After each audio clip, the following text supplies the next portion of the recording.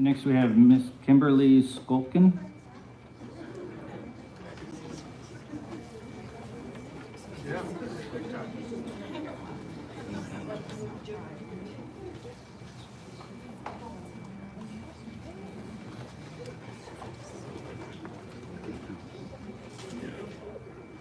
I also have a fear of public speaking, but this was too important to let go.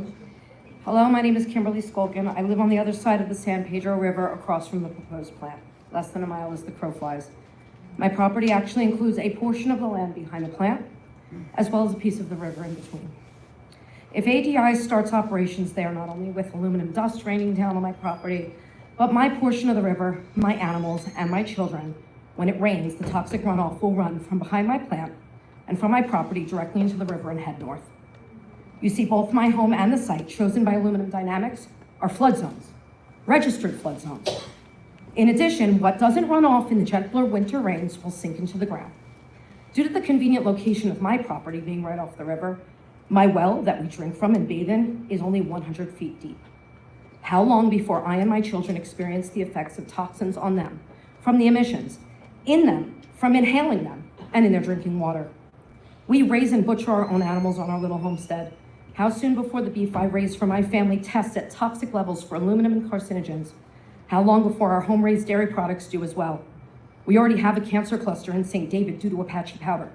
They had to dig everyone new wells a number of years back, and I still lost 5 friends afterwards.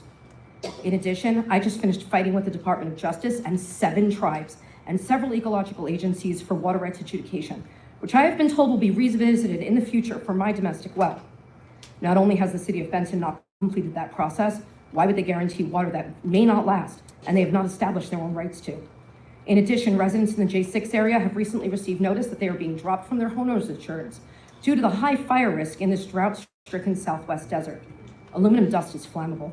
So flammable, in fact, that if ADI is granted their ADEQ Title V permit, they have to create a fire disaster plan that's given to our local fire departments.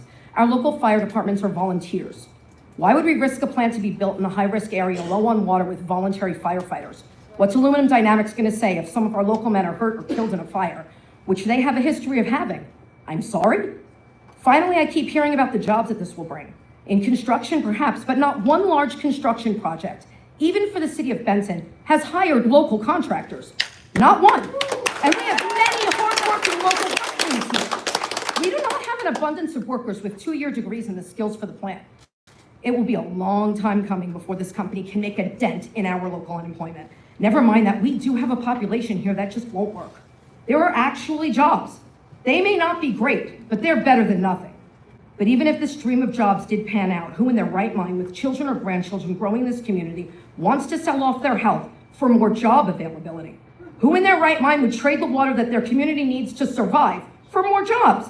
And who had the bright idea to put such a plant alongside an endangered river in a flood zone, on a riparian area, across from a nursing home, and a mile from a school? Thank you.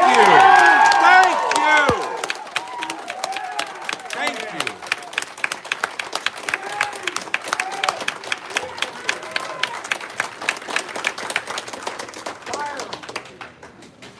Next, we